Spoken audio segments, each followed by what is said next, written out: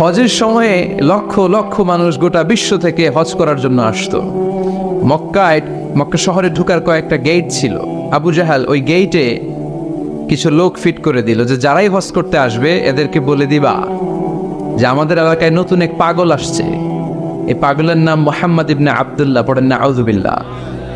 খবরদার, তোমরা হজ করতে আসছো ভালো কথা, হজ করবা, খেজুর খাইবা, জমজমের পানি নিবা, মাগার মুহাম্মদের কাছে যাইবা। ওর কাছে গেলে সবাই কি হয়ে যায়? যারা যায় এরাও পাগল হয়ে যায়। সব মক্কার গেটগুলোতে লোক সেট করে দেয়া হলো। হজের মৌসুমে জিল হজে ঢুকতে লাগলো লোকজন। আবু জাহেলের সেট করে দেয়া লোকজন বলল, কেউ যাবে না মুহাম্মদের কাছে, ও একটা পাগল। যারা আসতেছিল এরা কেউ কিন্তু বিশ্বনবীর কথা জানতো না। জানতো? ওরা যখন শুনছে একটা পাগল আছে, ওরা মনে মনে কইল দেখি তো পাগলে কি কর। তার মানে অপপ্রচার কেমন যেন প্রচার হয়ে গিয়েছে। সুবহানাল্লাহ পড়েন। তো আমাদের বিরুদ্ধে অপপ্রচার করলে আমাদের প্রচার হয়ে যায়। আমাদেরকে জেলখানায় বললে আমরা জেলখানার সবগুলোরে আল্লাহওয়ালা বানায় দেই। চিল্লায় বলেন ঠিক কি না? ইসলাম এটাকে থামিয়ে দেয়া যায়। যারা ইসলামের বিরোধিতা করে এরা ইসলামের নেচারকে চিনে নাই। ইসলাম হচ্ছে চারা গাছের মতো। চারা চিনেন নাকি? কক্সবাজার কি বলেন? বীজ বা চারা। এই বীজ, ইসলাম হচ্ছে বীজের মতো। ইসলাম বিরোধীরা ইসলামকে মাটির নিচে গেড়ে ফেলতে চায়, কিন্তু গাড়লে কি হবে? এটা তো বীজ। মাটির নিচে বীজ গাড়লে কি হয়? সুবহানাল্লাহ কইবেন না? মক্কার গেটগুলোতে দাঁড়িয়ে দাঁড়িয়ে অপপ্রচার শুরু করে দিল। Don't go to Muhammad, he is completely mad. পাগল, যেও না। সবার মনে চিন্তা, ঘটনা কি? কে মুহাম্মদ? নাম শুনি নাই। হজ করি আর না করি, আগে এই বেটার কাছে যাইতে হবে। আল্লাহু আকবার। সবাই বিশ্বনবীর কাছে যায়, চেহারা দেখে কোরআনের বাণী শুনে কালিমা পড়ে মুসলমান হয়ে যায়। আবু জাহেল আবার মন্ত্রী পরিষদের বৈঠক ডাকলো, খবরদার, কাউকে যেতে দেয়া যাবে না, কেউ যাবে না। কিন্তু কি আজীব তামাশা, প্রতি রাতে আবু জাহেল লুকিয়ে লুকিয়ে নিজেও যায়। না জানি কত সুন্দর ছিল বিশ্বনবীর কণ্ঠ, না জানি কতটা চমৎকার সুরের ঝংকার খেলতো আমার নবী যখন তেলাওয়াত করত, না জানি কি সুরের লহরী ছিল বিশ্বনবীর গলায়। কাফের হয়েও, বিরোধিতা করেও কোরআন না শুনলে পেটের ভাত হজম হয় না, রাতে ঘুম আসে না। প্রতি রাতে আবু জাহেল যায়। তো আবু জাহেল যেহেতু যায়, বাকিরাও লুকিয়ে লুকিয়ে যায়। সবাই দিনের বেলা বলে কেউ যাবে না। কি বলে? দিনের বেলা বলে কেউ, ভাইয়েরা আমার, বোনেরা তোমার, খবরদার কেউ যাবেন না। রাত্রে নিজেই যায়। তো আবার মাঝে মাঝে রাত্রিবেলা নিজেদের সাথে নিজেদের দেখাও হয়ে যায়। কত বড় ডাকাত! একজন বিশ্বনবীর বাড়ির এই পাশে, আরেকজন ওই পাশে, আরেকজন ওই পাশে, আরেকজন ওই পাশে। বিশ্বনবী যখন তেলাওয়াত শেষ করেন সবগুলো দেয় দৌড়। ফিরে আসার রাস্তা একটা, কয়টা? ওই রাস্তায় দেখা হয়ে যায়। আবু জাহেল বলে, কিরে আসলি কেন? সবাই কয়, তুমি না, তা তুমি আসছো কেন? দিনের বেলা তো বড় বড় বক্তব্য হাঁকাও, রাতের বেলা এরকম চোরামি করো কেন? আবু জাহেল বলে, ঠিক আছে, তোরাও করছিস, আমিও করছি, কইস না, কারো কাছে কইস না। সবগুলা চোর। সবগুলা কি? আর চোরে চোরে খালাতো ভাই। তো এই সব খালাতো ভাইরা লুকিয়ে লুকিয়ে চোরের মতো তেলাওয়াত শুনতে যেত। আবু জাহেল বলল, কেউ যেতে পারবে না, সবাই রাজি। এরপরের দিন আবু জাহেল বলল, আজ থেকে কেউ যদি যাস, তোদের সম্পত্তি সব সিজ করা হবে, আর মাথার চুল কামিয়ে আলকাতরা মেখে মক্কার বাজারে ঘুরানো হবে। সবাই বলে আমরা রাজি। আবু জাহেল বলে, তাহলে সাইন কর। সবাইকে আগে আমনে করেন। Abu Jahl as a chairman, he gave the signature. সে ওই পন্ডে সিগনেচার দিল যে যদি যাওয়া হয়, আমাদের সম্পদ রাষ্ট্রীয়ভাবে সিজ করা হবে, মাথার চুল কামিয়ে আলকাতরা মেখে মক্কার বাজারে ঘুরানো হবে। তো সবাই স্বাক্ষর করলো। দিন গড়িয়ে রাত আসলো। আবু জাহেল বিছানায় এপাশ ওপাশ করে, টসিং এন্ড টার্নিং, ঘুম আসছে না। আবু জাহেল মনে মনে ভাবে, আজকে যেই ভাষণ দিছি সকালে, আজকে কেউ যাবে না, আমি 100% নিশ্চিত আমি একটু যাই।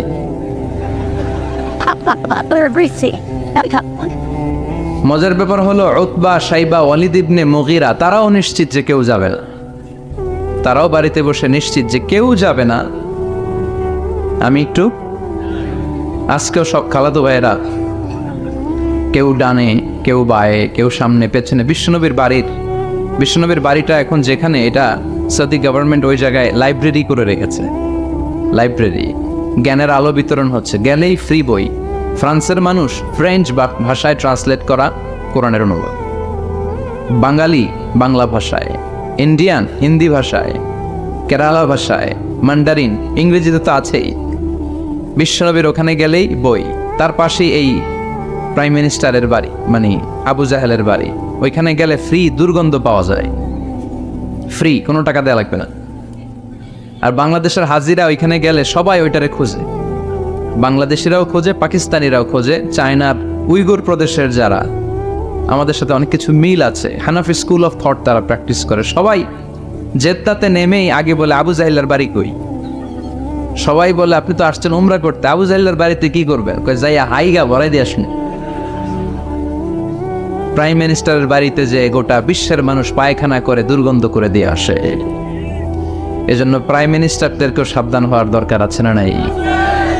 চারদিকে সব খালাতো ভাইরা সেট আপ, প্রাণ ভরে আজকে শুনবো। প্রতিদিন দেখা হয়ে যায়, আজকে কারোর সাথে দেখা হবে না। তো সবাই প্রাণ ভরে বিশ্বনবীর কণ্ঠের জাদুমাখা তেলাওয়াত শুনে, বিশ্বনবী কোরআন তেলাওয়াত যখন শেষ করলেন সবগুলা দিছে দৌড়।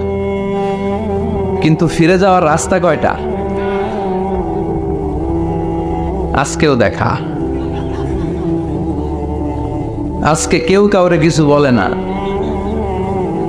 সবার মাথা নিচের দিকে। আবু জাহেলও নিচে তাকায় আছে লজ্জায়। উতবা, সাইবা, ওয়ালিদ ইবনে মুগীরা, পুরো দেশের মিনিস্ট্রি ক্যাবিনেট সবগুলা নিচের দিকে। ওদিকে মশার কামড় আছে না নাই? দীর্ঘক্ষণ নিচের দিকে তাকিয়ে থাকার পর আবু জাহেল কয়, চল, যা হইছে হইছে, যা হইছে হইছে। কালকে থেকে আমরা সব চোরগুলা রাত্রে এক লগে ঘুমাবো, যাতে করে কাউকে ফাঁকি দিয়ে কেউ যেতে না পারে। এই গল্পটা শোনানোর উদ্দেশ্য হচ্ছে এটা, যে বিশ্বনবীর কণ্ঠটা যেন তেন কণ্ঠ ছিল না, অসাধারণ একটা কণ্ঠ ছিল, যে কারণে এই কোরআনের বিরোধিতা করেও তারা এই কণ্ঠের তেলাওয়াত শোনার জন্য পাগল হয়ে যেত। সুবহানাল্লাহ পড়বেন না? এজন্য যুবক ভাইয়েরা, তোমাদের সময়গুলোকে কাজে লাগাতে হবে। অলসতা যেন তোমাদেরকে শয়তান তোমাদের মাথায় আটটা না বসায়। এজন্য গভর্নমেন্টের দায়িত্ব হচ্ছে তাদের কর্মসংস্থানের ব্যবস্থা করা। সব কাজ আবার গভর্নমেন্টের উপর চাপালে চলবে না। আমাদের দেশে যে সিস্টেমটা, একটা বাজেট সিস্টেম চালু হয়েছে, যারা ভোটে জিতে ক্ষমতায় আসে সব দায়িত্ব এদের, বিরোধী দলের কোনো দায়িত্ব নাই, তাই না? আবার ওই বিরোধী দল যদি ক্ষমতায় যায়, পুরো দেশের মা বাপেরা, অন্য দলের কোনো খাওয়া নাই, আছে খালি মায়ের কথা কন। আবার নির্বাচনে হাইরে গেলে ওরা খায় মায়ের, আমরা খালি মারামারি দেখি রেসলিং টিভিতে, আচ্ছা না নাই? তো এটা ঠিক না। কেউ সরকার গঠন করলে তাদের উচিত বিরোধী দলের মধ্যে যারা ক্যাপাবল, লিডারশিপ কোয়ালিটি আছে তাদেরকে নিয়েও কাজ করা। হ্যাঁ, লিডারশিপ আমাদের থাকবে, প্রধানমন্ত্রী আমরা গঠন করব, কিন্তু বিরোধী দলের যে এত বড় অক্সিলিয়ারি ফোর্স, এত বড় লক্ষ লক্ষ মানুষ জনসভায় তারা যুক্ত হয়, ওদের বিরুদ্ধে জেল জরিমানা দিয়ে আমার দেশের কি লাভ? কথা বলে, দেশটা আমাদের সবার না? নাকি বিরোধী দলে গেলে আর দেশের জন্য মায়া নাই? সব দায়িত্ব সরকারের। আসেন এগুলো থেকে বেরিয়ে আসবেন। আপনাদের সিদ্ধান্তই পারে এই বাজে প্র্যাকটিস থেকে আমার দেশটারে হেফাজত করতে।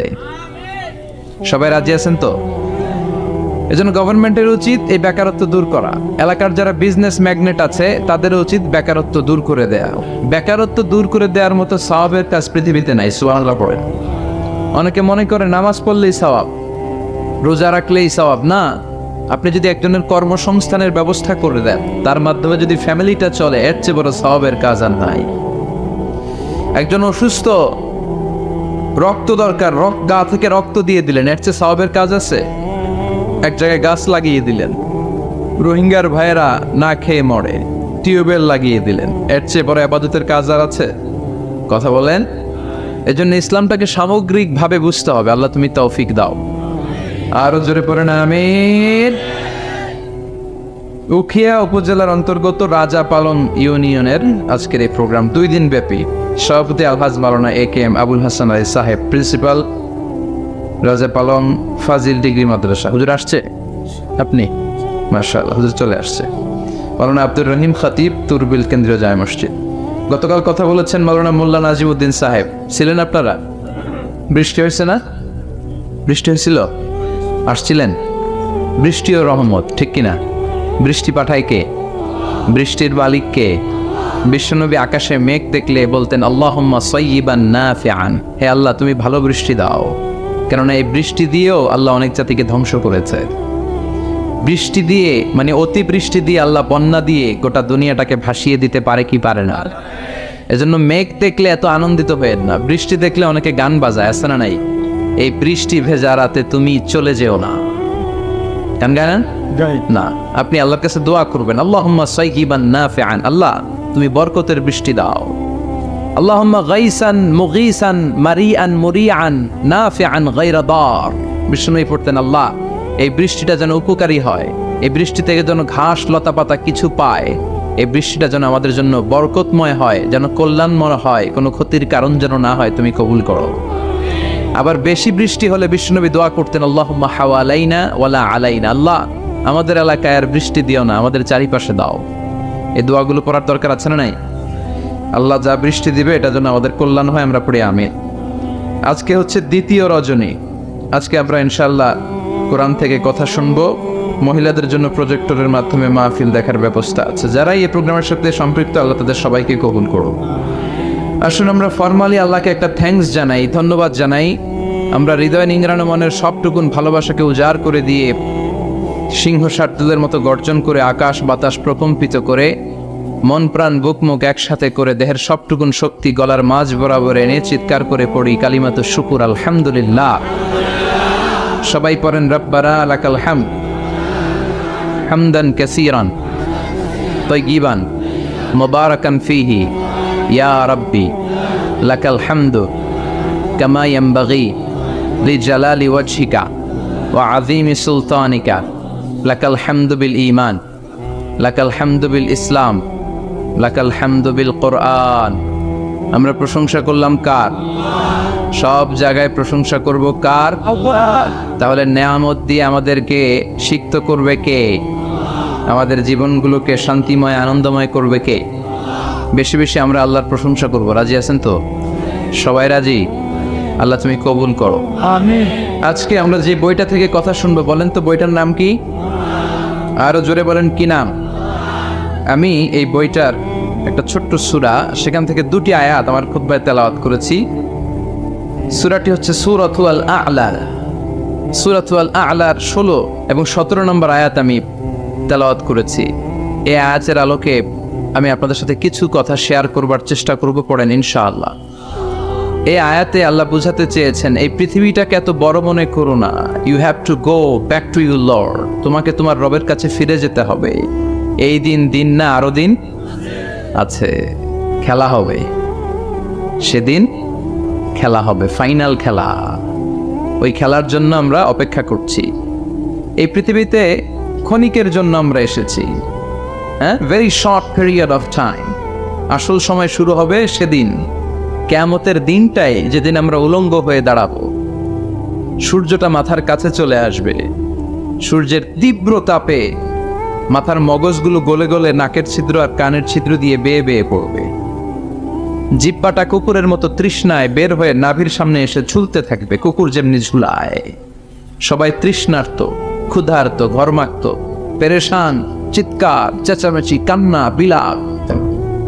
সবার মুখে একটাই আওয়াজ, আল্লাহ আমার বাঁচাও। ওই দিনের জিকিরের নাম কি? বাঁচাও। সবাই বলেন, ওই দিনের জিকিরের নাম কি? রব্বুল আলামিন বলেন, ওই কঠিনতম দিনে যদি বাঁচতে চাও, দুনিয়ার মায়াকে ভুলে যাও, আখিরাতের জন্য প্রস্তুতি নিয়ে ফেলো।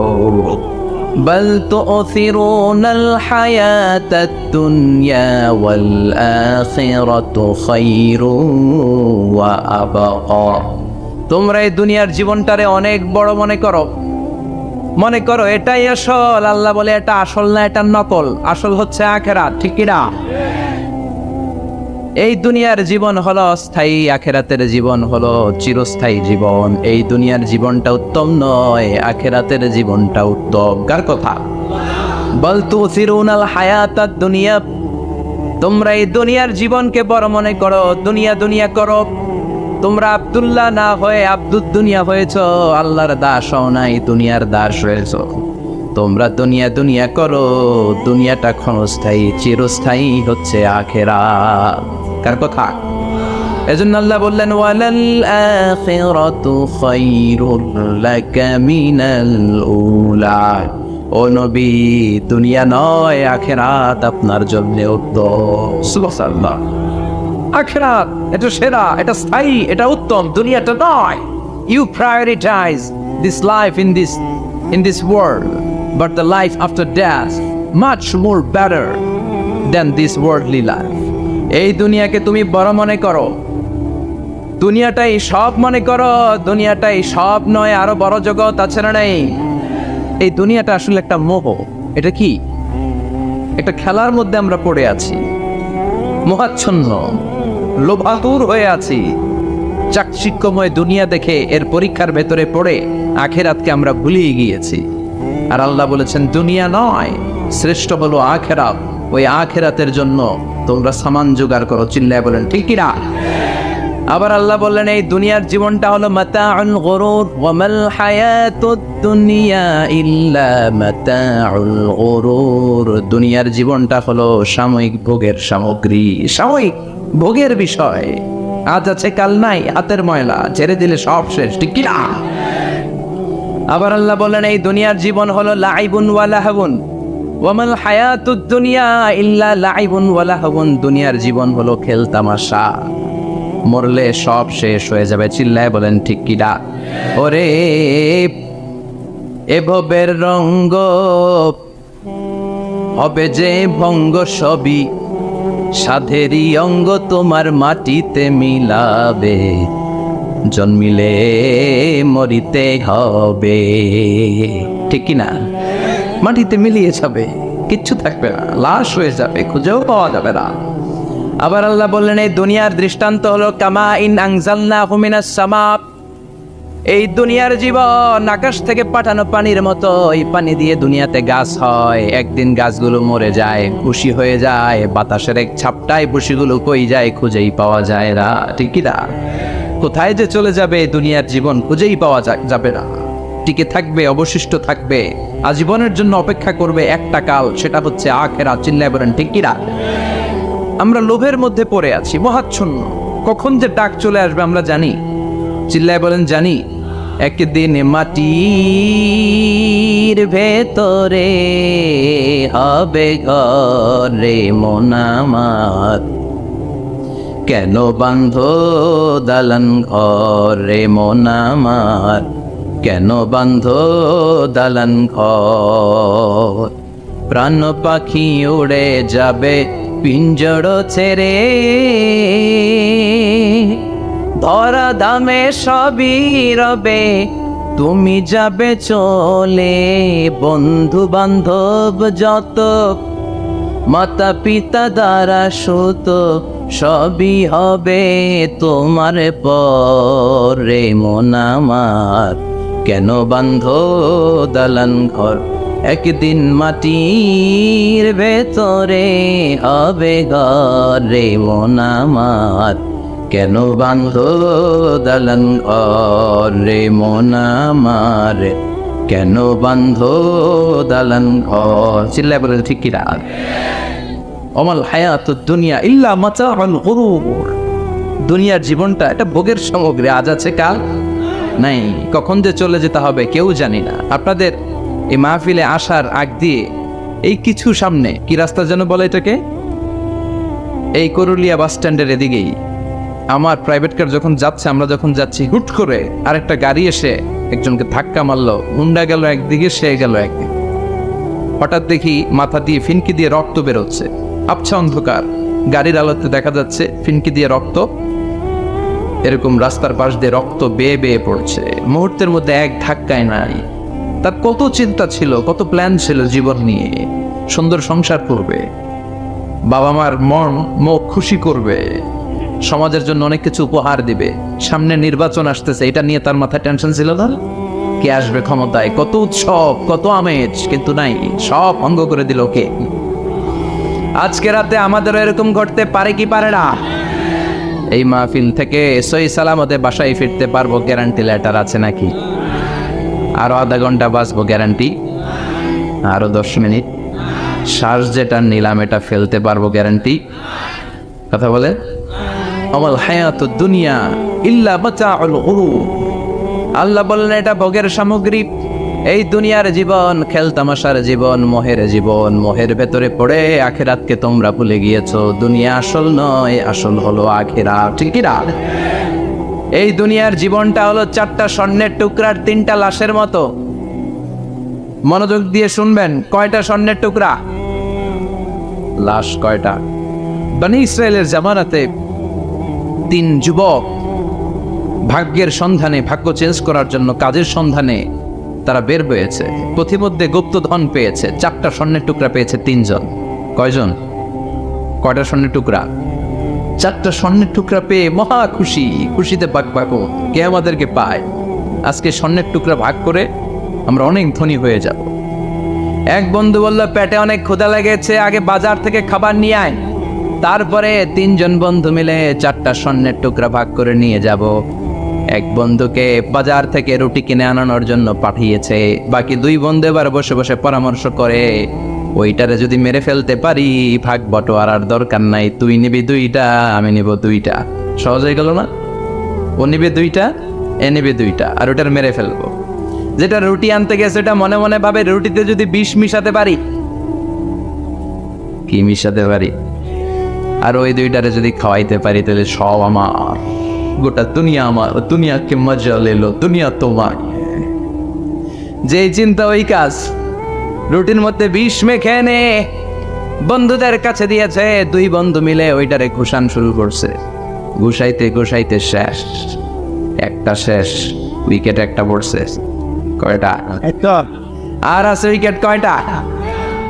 ওই 2 উইকেট। কয় ক্ষুধা লাগছে এটারে মারতে, অনেক কষ্ট হয়েছে, আগে খাইয়া লই। আগে কি করি? ওই 2টা মিলে বিষ মাখানো রুটি খেতে শুরু করেছে। বিষ খাওয়ার পর ওই 2 উইকেটও শেষ। কেউ নাই, 3টাই লাশ হয়ে পড়ে আছে। 4টা স্বর্ণের টুকরা পাশে পড়ে আছে। এটাই হলো দুনিয়ার জীবন। চিল্লায় বলেন ঠিক কিনা? এজন্য আল্লাহ বললেন, গোলাম থাকতে আসো নাই, চলে যাবা। কুল্লু নাফসিন যায়িকাতুল মাউত সুম্মা ইলাইনা তুরজাউন। সবাইকে মরতে হবে, কেউ থাকবে না। এই পৃথিবীতে প্রাণ নিয়ে যারা আগমন করার সুযোগ পেয়েছে সবাই মরবে। আজ হোক কাল, আগে হোক পরে, সবাইকে যেতে হবে। চিল্লায় বলেন ঠিক কি না? আবার আল্লাহ বললেন, আইনামা তাকুনু ইউদরিকুমুল মাউত। যেখানেই থাকো না কেন মৃত্যু তোমাদেরকে ছাড়বে না। মৃত্যু তোমাদেরকে সাক্ষাৎ করবে, মৃত্যু তোমাদেরকে খুঁজে বের করবে। যদিও সুদূর আকাশ পানে, পালাও সেথায় লাগিয়ে সিঁড়ি। আকাশের উপরে যদি বিশাল সিঁড়ি লাগিয়ে 4র্থ আকাশে চলে যান, চাঁদের মধ্যে বাড়ি করেন, মঙ্গল গ্রহে বাড়ি করেন, ওই জায়গায় মালাকুল মাউত আপনারে খুঁজে পাবে না। চাঁদেও খুঁজে পাবে। মঙ্গল গ্রহে যদি যান, স্যাটেলাইট, আমাদের একটা বঙ্গবন্ধু স্যাটেলাইট চ্যানেল লঞ্চ করা হয়েছে না, ওইখানে গেলে তো আর নাই মালাকুল মাউত। কথা বলেন। আল্লাহ বললেন, ওয়াজাআত সাকরাতুল মাউত বিল হক। মৃত্যুর কষ্ট তোমাদের ছাড়বে না, যেখানেই তোমরা থাকো না কেন মৃত্যু ঠিকই তোমাদের পাকড়াও করবে। চিল্লায় বলেন ঠিক কি না? আবার মৃত্যুর একটা নির্ধারিত সময় আছে। ওই সময় যখন আসে 1 সেকেন্ড আগেও আসে না, পরেও আসে না। কার কথা? লিকুল্লি উম্মাতিন আজালুন ফাইযা জাআ আজালুহা লা ইস্তাখিরুনা সাআতাও ওয়া লা ইস্তাকদিমুন। মৃত্যুর জন্য একটা নির্ধারিত টাইম আছে। টাইমটারে বেঁধে দিয়েছে কে? ওই টাইমটা যখন চলে আসে 1 সেকেন্ড আগেও আসে না, 1 সেকেন্ড পরেও আসে না, অন টাইম আসে। কিভাবে আসে? On time. কথা বলেন, সবাই বলেন অন টাইম। আরো জোরে বলেন, death will come on time, death never late. মৃত্যু যখন আসে অন টাইমে আসে, নির্ধারিত একটা সময় আসে। ওই সময়ের আগেও আসে না, পরেও আসে না। 1 সেকেন্ড আগেও আসবে না, পরেও আসবে না। মনে করেন আপনাকে রব্বুল আলামিন 60 বছরের হায়াত দিয়েছে, আপনার বয়স এখন 50 বছর, আরো বাকি কয় বছর? এখন গোটা বিশ্বের সবাই মিলে যদি আপনারে মারতে চায় কিছু করতে পারবেন না। কথা বলে আবার রব্বুল আলামিন আজ রাত 12টায় আপনার হায়াত কেড়ে নিবে, মালাকুল মাউত এসে রুহু কবজ করবে। দুনিয়াতে আর থাকার কোনো পারমিশন আপনার নাই, থাকার কোনো সুযোগ নাই। গোটা বিশ্বের সবাই মিলে যদি আপনারে রাখতে চায় রাখতে পারবে নাকি? কথা বলেন, চলে যেতে হবে। এই পৃথিবীতে আসার একটা সিস্টেম থাকে, যাওয়ার কোনো সিস্টেম নাই, ঠিক কি না? আসার সময় আগে আসছে আমার দাদা, তারপর আমার বাবা, তারপরে আমি, তারপরে আমার ছেলে, তারপরে আমার নাতি, তারপরে তার ছেলে, ঠিক কি না? তার মানে আসার একটা সিরিয়াল আছে, যাওয়ার কোনো সিরিয়াল আছে নাকি? কথা কন, নাকি সিস্টেম দাদা আগে আসছে দাদাই আগে যাবে, নাতি যেতে পারবে না? কথা বলে দাদার আগে নাতি মরে, এরকম আছে না নাই? মায়ের আগে মেয়ে যায়, আছে না নাই? মুরব্বী বাজানেরা বেঁচে থাকে, আমাদের মতো যুবকগুলো অ্যাক্সিডেন্টে মারা যায়, আছে না নাই? আবার অসুস্থরা বেঁচে থাকে, সুস্থরা মরে যায়, আছে না নাই? হাসপাতালে রোগীগুলো বেঁচে থাকে, ডাক্তার মরে যায়, আছে না নাই? উখিয়াতে তো ডাক্তার মরে না, দিকেও ডাক্তার মরে, ওনারা না বাঁচায় মানুষে? হ্যাঁ হ্যাঁ, আল্লাহ বাঁচায়, ডাক্তার হচ্ছে ওয়াসিলা। চিল্লা এখন ঠিক কিনা? তার মানে এই মরণের একটা সিরিয়াল, দুনিয়ার থেকে চলে যাওয়ার কোনো সিরিয়াল থাকে না, মরে যাওয়ার সিরিয়াল থাকে না, আসার একটা সিরিয়াল থাকে, যাওয়ার কোনো সিরিয়াল থাকে না। কি বলেন? জোরে বলেন। আবার চলে যাওয়ার কোনো ভরসা নাই, 1 সেকেন্ডের মধ্যে সব হয়ে যায়। একটা সঙ্গীত আছে না, 1 সেকেন্ডের নাই ভরসা, ভঙ্গ হবে রং তামাশা, চক্ষু বুঝিলে হায় রে দম ফুরাইলে। চিল্লায় বলেন ঠিক কিনা? হায় রে মানুষ রঙিন ফানুষ, দম ফুরাইলে তবু তো ভাই কারোরই নাই একটুখানি। কথা কয় না? হায় রে মানুষ রঙিন ফানুষ, রঙিন ফানুষ, হায় রে মানুষ। চিল্লায় বলেন ঠিক কিনা? যে কোনো সময় চলে যায়। এই গানের যিনি সিঙ্গার ছিলেন, আমরা তখন ছোট, ফিরোজ শাহ বা ফিরোজ শাহ নামের, 1 সেকেন্ডের নাই ভরসা, ভঙ্গ হবে রং তামাশা, চক্ষু বুঝিলে হায় রে দম ফুরাইলে। এই গানটা উনি গাইতে গাইতে স্টেজে মারা গিয়েছিলেন। দেখেন নাই? মুরব্বীরা জানবেন। তার মানে মৃত্যুর গান গেতে গেতেও অনেকে মৃত্যুবরণ করে, এরকম আছে না নাই? অনেকে খাওয়ার টেবিলে বসে মারা যায়, আছে না নাই? ফুটবলার ফুটবল খেলতে খেলতে মরছে, দেখেন নাই? ক্রিকেট খেলতে খেলতে মরা যায়, আছে না নাই?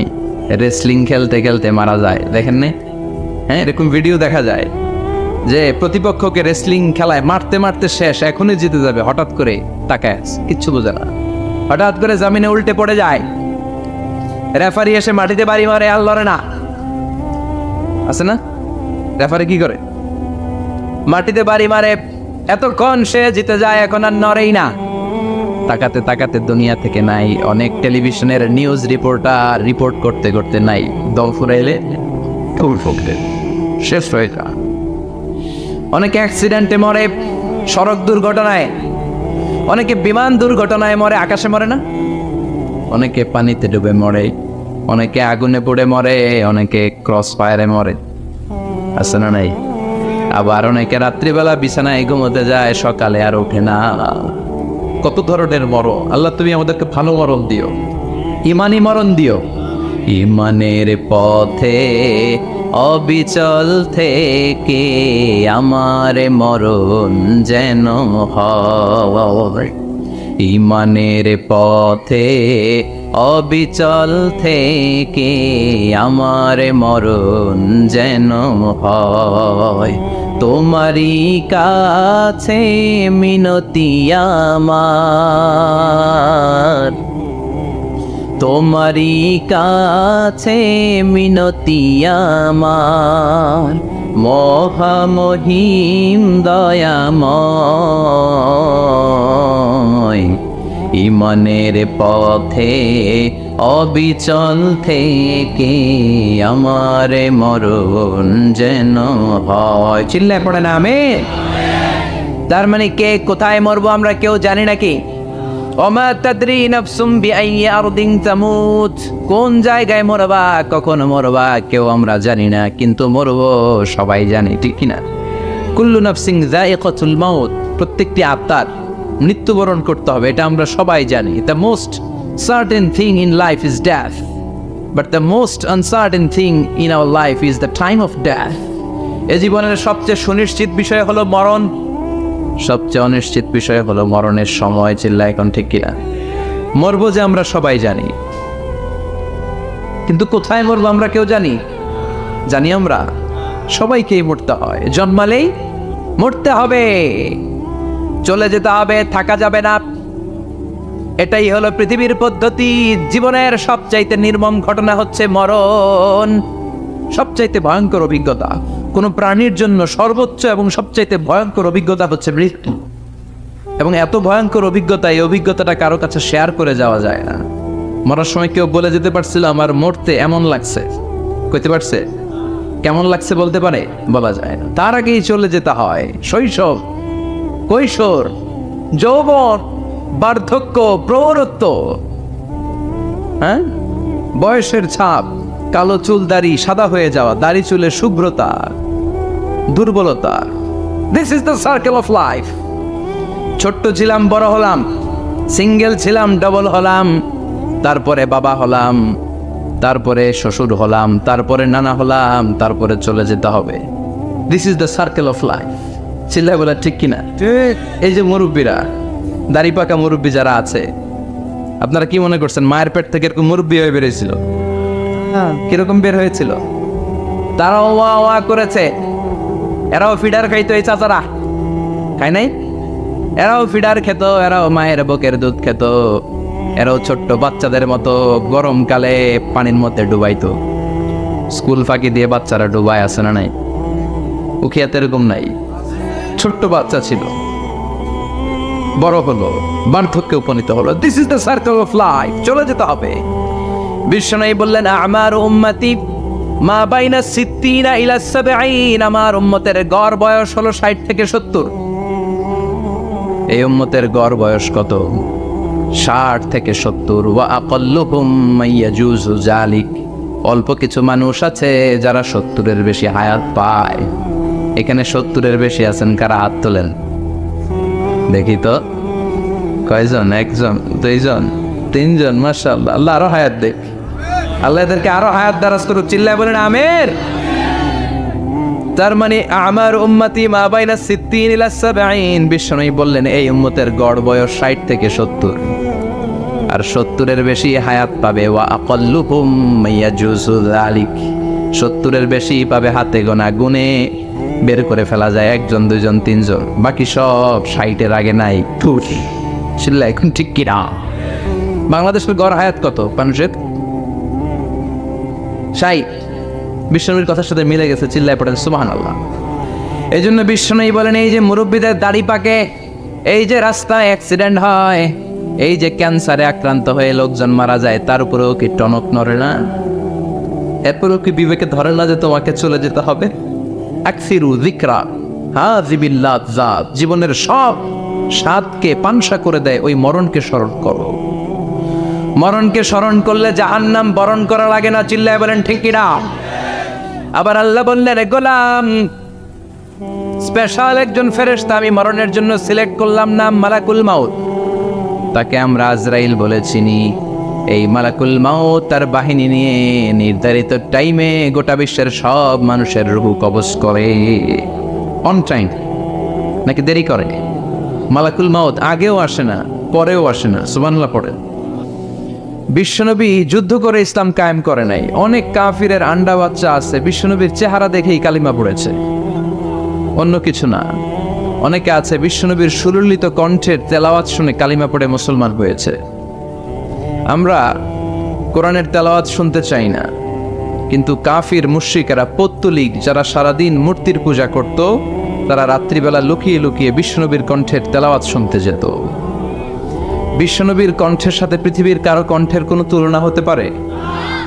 সবচেয়ে সুন্দর কণ্ঠ ছিল দাউদ আলাইহিস সালামের। ওনার কণ্ঠের তেলাওয়াত শোনার জন্য আকাবা উপসাগরের তীরে বসে যখন উনি জবুর কিতাব তেলাওয়াত করতেন, আমাদের কোরআনে 114টা সূরা আছে, ওনার জবুর কিতাব 150টা ছড়া ছিল। কি ছিল? ইসলামী ছড়া গান। এই ছড়া নাশিদগুলো তিনি পড়তেন, এগুলো শোনার জন্য সাগরের মাছগুলো সাগর ছেড়ে দিয়ে কিনারায় চলে আসতো। সুবহানাল্লাহ বাড়িতে যেয়ে বললেন, সুবহানাল্লাহ বলতে নিষেধ নাই তো না? এটা বলা যাবে, চিল্লায় পড়েন সুবহানাল্লাহ। আকাশের পাখি নিচে নেমে যেত, জঙ্গল ছেড়ে দিয়ে প্রাণীগুলো ওনার কাছে চলে আসতে, পড়েন আল্লাহু আকবার। কিন্তু ওনার কণ্ঠকে বিশ্বনবীর কণ্ঠের চাইতে বেশি সুন্দর। বিশ্বনবীর সাথে কোনো কম্প্যারিজন চলে না, no comparison with our beloved prophet, the last messenger Muhammad সাল্লাল্লাহু is out above of any kind of comparison. সব ধরনের তুলনার ঊর্ধ্বে তিনি, whether it's the power, fitness, personality, status, আপনি যেটাই বলেন না কেন, শক্তি, সৌন্দর্য, মর্যাদা, যে কোনো দিক থেকে বিশ্বনবী গোটা বিশ্বের সব মানুষ তো দূরের কথা, নবীদেরও সেরা, চিল্লায় বলেন ঠিক না? তো দাউদ আলাইহিস সালামের কণ্ঠ বড় সুন্দর ছিল, কিন্তু বিশ্বনবীর কণ্ঠ তার চাইতে বেশি সুন্দর ছিল। তিনি যখন রাত্রিবেলা কোরআন তেলাওয়াত করতেন, মক্কার সব কাফিরদের নেতারা, মক্কা একটা পার্লামেন্ট বসতো প্রতিদিন, এই পার্লামেন্টের প্রধানমন্ত্রী হচ্ছে আবু জাহাল। মক্কার পার্লামেন্টের প্রাইম মিনিস্টার কে? কথা বলেন। আর ক্যাবিনেট মেম্বারদের মধ্যে ছিল উতবা, শাইবা, ওয়ালিদ ইবনে মুগীরা, আবু সুফিয়ান, এরা ছিল ক্যাবিনেট মিনিস্টার। তো তারা সবাইকে নিষেধ করত, মুহাম্মাদের কণ্ঠের কোরআন তেলাওয়াত শুনতে কেউ যেতে পারবে না, কারণ যারাই কোরআন শুনতে যায় সব মুহাম্মাদের মুরিদ হয়ে যায়। সুবহানাল্লাহ কইবেন না? فإذا قضيت الصلاة فانتشروا في الأرض وابتغوا من فضل الله واذكروا الله كثيرا لعلكم تفلحون। সুবহানাল্লাহ পড়েন। আল্লাহ ডেকে বললেন, গোলাম যখন সালাত শেষ হয়ে যায় জমিনে ছড়িয়ে পড়ো, মসজিদে বসে থেকো না, আদেশটা কার? সালাত যখন শেষ মসজিদে বসে থাকার দরকার নাই, জমিনের মধ্যে ছড়িয়ে ছিটিয়ে পড়ো। ওয়াবতাগু মিন ফাদলিল্লাহ, আমার ফদল তালাশ করো, আমার রিজিক তালাশ করো, বেশি বেশি আমাকে স্মরণ করো। সুবহানাল্লাহ পড়েন। তার মানে ইসলামের বিধান হচ্ছে যখন সালাতের সময় হবে আপনি মসজিদে যাবেন, আবার সালাত শেষ আপনি আপনার কাজে চলে যাবেন। when you are done with your salah spread out to your workplace, কাজ শেষ তো আপনার কর্মস্থলে চলে যান। এটা হচ্ছে ইসলামের নিয়ম। নামাজের আজান যখন হবে সবাই মসজিদে ঢুকবে, সালাম ফিরিয়ে নামাজ শেষ সবাই মসজিদ থেকে বের হয়ে যাবে। শিক্ষক চলে যাবে স্কুলে, কৃষক চলে যাবে ফসলের খেতে, ব্যবসায়ীরা চলে যাবে শপিং মলে, মেম্বার অব দ্য পার্লামেন্ট চলে যাবে সংসদ ভবনে, যে যার কাজের মধ্যে সে তাড়াতাড়ি ইনভলভ হয়ে যাবে। সালাত শেষ কাজে ঝাঁপিয়ে পড়ো, আদেশ টাকা। তাহলে ইসলামে ইবাদতের অ্যাটিটিউডটা বুঝতে পারছেন? কাজের সময় কাজ, নামাজের সময়, আওয়াজ করে বলেন, কাজের সময় নামাজের সময়। সুন্দর হয়েছে না বিষয়টা? ফাইদা কুদিয়াতিস সালাতু ফান্তাশিরু ফিল আরদ, যখন তোমাদের সালাত শেষ তখন জমিনে ছড়িয়ে পড়ো। জমিনটাকে আল্লাহ আমাদের জন্য উর্বর বানিয়েছেন। জমিনে বীজ রোপণ করে দিলেই এখানে ফসলের ব্যবস্থা করে দেয় কে? ওয়াল্লাযী জাআলা লাকুমুল আরদা যালুলান ফামশু ফি মানাকিবিহা ওয়া কুলু মিন রিজকি ওয়া ইলাইহিন নুশুর। তিনি তো এমন সত্তা যিনি তোমাদের জন্য জমিনটারে ফ্ল্যাট বানিয়ে দিয়েছেন, সমতল বানিয়ে দিয়েছেন। এই জমিনের অলিতে গলিতে, বনে বাদারে, রাস্তায়, সাগরে, পাতালে, পাহাড়ে, বিভিন্ন জায়গায় তোমরা ঘুরে বেড়াও, সেখানে যে আমি আল্লাহর রিজিক তালাশ করো। সুবহানাল্লাহ।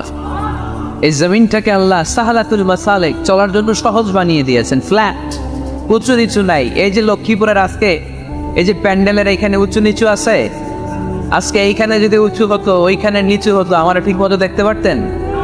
বিমান থেকে এটা খুব সুন্দর দেখা যায়, জমিনটা খুব ফ্ল্যাট দেখা যায়, সমতল। এই সমতল হওয়ার কারণে এখানে চাষাবাদের সুযোগ সুবিধা করে দিয়েছে কে? তাহলে বোঝা গেল এই জমিনটা সমতল এবং উর্বর, ভেরি ফার্টাইল ল্যান্ড। আমাদের সালাত শেষ আমরা কাজে চলে যাব, আবার আজান হলে মসজিদে ঢুকে যাবে। এটাই হচ্ছে ইসলামের নিয়ম। সাইয়েদনা ওমর ফারুক যখন মসজিদে নববীর ইমাম, তিনি ইয়ামান দেশের কিছু লোকদের সাথে সাক্ষাৎ করলেন। কোন দেশের? ইয়ামান, যুদ্ধ বিধ্বস্ত একটা দেশ এখন। প্রাচীন নগরী হাদরামাউত বা আলাবাক, এই ইয়ামান দেশের কিছু লোকের সাথে তিনি সাক্ষাৎ করলেন। তারা গোল হয়ে বসে থাকে, নামাজের পরে যায় না, বসে বসে সুবহানাল্লাহ পড়ে, আলহামদুলিল্লাহ পড়ে জিকির করে। ওমরে ফারুক ভাবলেন দেখি পরের ওয়াক্তে কি হয়। উনি আসরের নামাজে ইমামতি করতে আসলেন, এসে দেখলেন ইয়ামানের লোকেরা মসজিদের বারান্দায় আশেপাশে বসে আছে, সবাই যায়, এরা যায়। মাগরিবের সালাতে উনি ইমামতি করতে আসলেন, ওমরে ফারুক নামাজ শেষ করে দেখলেন সবাই চলে যায়, কিন্তু ইয়ামানের লোকগুলো যায় না। এশার সালাত পর্যন্ত তিনি ওয়েট করলেন। এশার নামাজ পড়ে চলে যাওয়ার সময় ওমরে ফারুক দেখলেন সবাই নামাজ পড়ে কাজে চলে যায়, কিন্তু ইয়ামান দেশের লোকগুলো যায় না। ওমরে ফারুক বললেন, মা বালাকুম মা খাতবুকুম, ঘটনা কি হয়েছে তোমাদের? সবাই নামাজ পড়ে চলে যায়, কাজে যায়, তোমরা যাও না কেন? এখানে কি করো?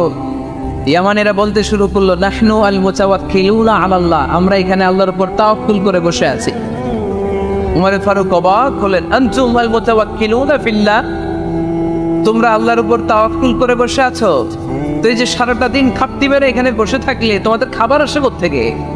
উপার্জন হয় কি করে? ইনকাম আসে কোত্থেকে? রুজি রুটি হয় কোত্থেকে? ইয়ামানি লোকগুলো বললো, আমরা এখানে বসে বসে জিকির করি, তেলাওয়াত করি, বুজুর্গের মতো বসে থাকি, আমাদের বুজুর্গিয়া জিকির দেখে আশেপাশের লোকেরা এসে আমাদেরকে খাবার দিয়ে যায়। ওমরে ফারুক বললেন, সর্বনাশ, তাইলে তো তোমরা আল মুতাওয়াক্কিলুনা ফিল্লাহ দাও, তোমরা হচ্ছে আল মুতাওয়াক্কিলুনা আলা বা'দিকুম বা'দা, একে অপরের উপর নির্ভরশীল। যারা প্লেটে করে খাবার নিয়ে আসে তোমরা তাদের উপর তাওয়াক্কুল করছো, কারণ তারা যদি প্লেট ভরে খাবার নিয়ে আসে তোমাদের পেটে কোনো দানা পানি পড়বে না। তোমরা আল্লাহর উপর মুতাওয়াক্কিলুনা আলাল্লাহ, তোমাদের সাধ্যের সবটুকু করার পরে তারপরে তোমরা তাওয়াক্কুল করবে। কি সুন্দর ইসলাম! এক সাহাবী বললেন, ইয়া রাসূলুল্লাহ, আমি উটে চড়ে এসেছি, তো আপনি তো আমাদেরকে তাওয়াক্কুলের ওয়াজ করেছেন, আমি উটের রশিটা গাছের মধ্যে না বেঁধে যদি শুয়ে থাকে আল্লাহর উপর তাওয়াক্কুল করে, ওটটা থাকবে না? বিশ্বনবী বললেন, না, তোমার ওট থাকবে না, আগে রশি দিয়ে ওটটা বাঁধো, ইয়াকিলহা সুম্মা তাওয়াক্কাল আলাল্লাহ, আগে টাইট করে রশি দিয়ে গাছের সাথে ওটের রশিটা বাঁধো, এরপর আল্লাহর উপর তাওয়াক্কুল করো। এটার নাম তাওয়াক্কুল। চিল্লায় বলেন ঠিক কি না? আপনার পার্টটা আপনার করতে হবে, আপনার যে রোল, এই রোলটা প্লে করতে হবে। আপনার সর্বোচ্চটুকু করার পরে আমরা তাওয়াক্কুল করি একজনের উপর। চিল্লায় বলেন তিনি কে?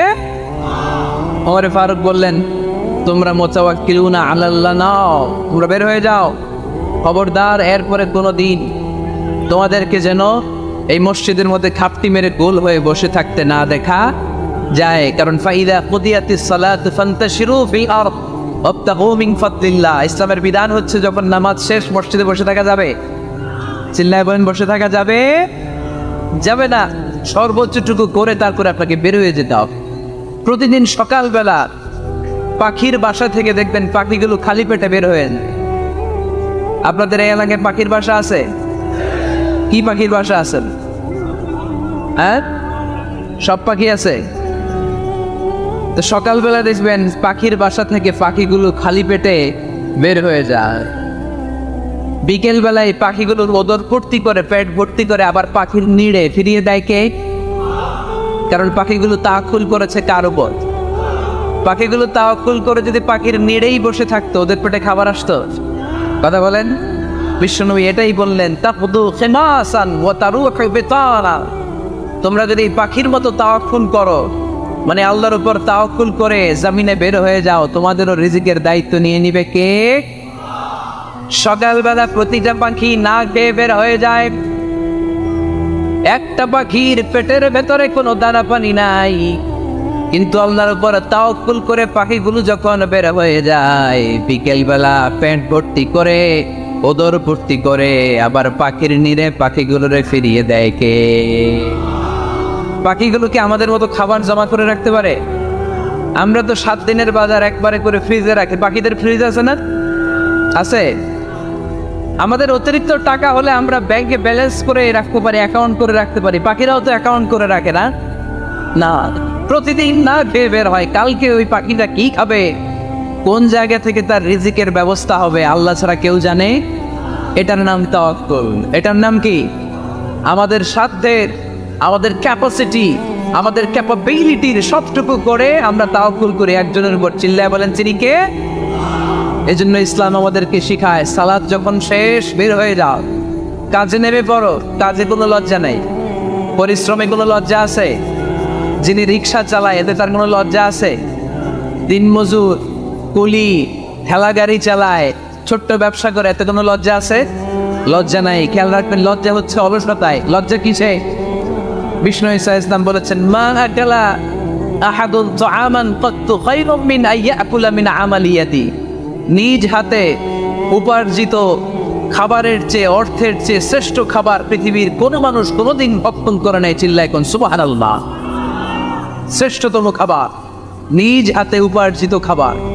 ঘাম জড়িয়ে যে অর্থ উপার্জন করা হয়, যে ইনকাম করা হয়, এটা হালাল। আর হালাল খেয়ে দোয়া করলে কবুল করে কে? এজন্য খেটে খাওয়া মানুষ, শ্রমজীবী মানুষ আর মেহনতি মানুষদেরকে বিশ্বনবী খুব ভালোবাসতেন। তারা বিশ্বনবীর বন্ধু, আর বিশ্বনবী ছিল তাদের বন্ধু। সুবহানাল্লাহ পড়েন। এত ভালোবাসতেন বিশ্বনবী খেটে খাওয়ার মেহনতি মানুষদেরকে। সব সময় বিশ্ব ইসলাম তাদের জন্য দোয়া করতেন। এজন্য যারা খেটে খায় তারা কপালওয়ালা, তারা মুস্তাজাবুদ দাওয়া। তারা কি? মুস্তাজাবুদ দাওয়া মানে এমন ব্যক্তি যে ব্যক্তি দোয়া করতে দেরি হয় কিন্তু দোয়া কবুল হতে দেরি হয় না। আপনারা এখানে ব্যবসা করেন কে কে?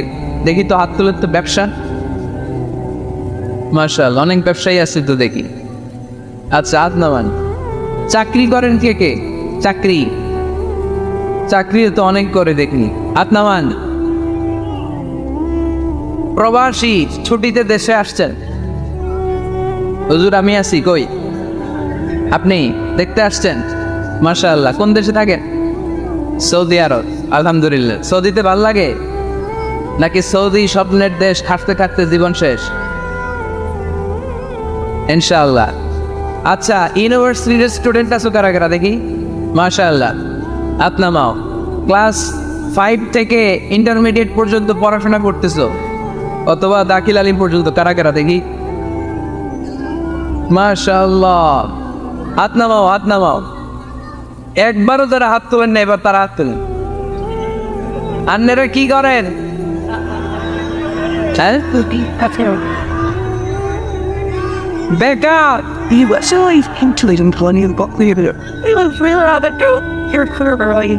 বাংলাদেশে চাকরির বাজার খুব মন্দা, ঠিক কিনা? বাংলাদেশ ইন্ডিয়াতে চাকরি পেতে অনেক কষ্ট।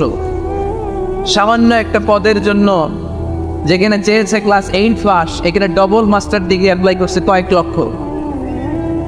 এজন্য আমাদেরকে উদ্যোক্তা হতে হবে। You have to be the entrepreneur. আমাদের উদ্যোক্তা দরকার, বেশি বেশি নতুন নতুন উদ্যোক্তা। নিজেই এমন আইডিয়া নিয়ে আসবে যেই আইডিয়া বিক্রি করে দুর্দান্ত আইডিয়া দিয়ে তুমি পুরো দেশ কাঁপিয়ে দিতে পারো। পারা যাবে না লক্ষ্মীপুরের ছেলেরা? আইডিয়ার অনেক দাম। You have to generate new ideas. নতুন নতুন আইডিয়া এনে মানুষ গোটা বিশ্বকে তাক লাগিয়ে দিচ্ছে। এই যে কত কয়েক বছর আগে কারের একটা রাইড চালু হয়েছে, নাম হয়েছে উবার। কি নাম? ঢাকায় যারা চলাফেরা করেন তারা হয়তো চড়েছেন। উবারের নাম শুনছেন না? এই উবার কোম্পানি কি করে জানেন? নিজেদের ব্যবসা নাই, পুঁজি নাই, পাত্তি নাই, অফিস নাই, কিচ্ছু নাই, কোটি কোটি টাকা হাতায় নিচ্ছে। Just idea, just they are generating new ideas. নতুন নতুন আইডিয়া দিয়ে গোটা বিশ্ব কাঁপিয়ে নিয়েছে একটা মোবাইল অ্যাপসের মাধ্যমে। কিসের মাধ্যমে? Mobile apps. একটা কোম্পানি খুলেছে, গোটা বিশ্বের সব প্রাইভেট কারওয়ালারা ওইখানে রেজিস্ট্রেশন করে আপনি মোবাইলে কোথায় যাবেন, কোত্থেকে যাবেন লিখবেন, গাড়ি আপনার বাড়ির সামনে এসে হাজির। তার একটা পার্সেন্টেজ ওই উবার কোম্পানি পায়। ইউনাইটেড স্টেটস অফ আমেরিকার একটা স্টেট আছে সান ফ্রান্সিসকো, ওইখান থেকে শুরু করছে। 775টা সিটিতে ওদের অপারেশন আছে। বাংলাদেশে ঢাকাতেও আছে। আমি মালয়েশিয়াতে থাকি, ওখানেও আছে, ওখানেও আমরা চড়ি। প্রায় 63টা দেশে ওদের কাজ বাজাচ্ছে। গত বছরে 2018 সালে ওদের প্রফিট ছিল, রেভিনিউ ছিল $11.27 billion. 11.27 billion dollar. Just they are selling their ideas. নতুন নতুন আইডিয়া দিয়ে গোটা বিশ্বকাপ আছে। এই উবার যখন চালু হলো আমি তখন মালয়েশিয়ায় শুনলাম বাংলাদেশে নতুন আর একটা বাইরে এসে পাঠাও, কি নাম এটা বোধহয় সারা বাংলাদেশ ব্যাপী হয় নাই, 3টা জায়গায়, সিলেটে, চট্টগ্রামে আর ঢাকায়। এরা আরো চালায়, বাংলাদেশের ছেলেপেলেদের মাথায় চিকন চিকন অনেক বুদ্ধি। এরা ভাবলো এই উবার দিয়ে আর আমরা কত আগাবো, আমাদের গাড়ি আরো ছোট করতে হবে। এরা মোটরসাইকেল রাইড দেওয়া শুরু করছে, জ্যামের শহর ঢাকা, চিপা চাপা দিয়া এরা আপনারা নিয়ে জায়গা মধ্যে পৌঁছায় দিবে। তো এই যে উবারের পরে আমাদের ছেলেরা বানাইলো পাঠাও, এরপরে কত কিছু বানাচ্ছে ছেলেপেলেরা, আমি তো এগুলো দেখে অবাক। রকমারি.com নাম শুনছো? বিক্রয়.com নাম শুনছো? ঘরে বসে বসে কোটি কোটি টাকা হাতিয়ে নিচ্ছে তারা, just they are selling their ideas. যেহেতু আমাদের চাকরি কম, ওই চাকরির বাজারে আমরা লাইন দিতে চাই না, আমাদের মেধাকে খাটিয়ে খাটিয়ে আমরা নতুন তরুণ উদ্যোক্তা বানাতে চাই। চিল্লায় বলো ঠিক কিনা?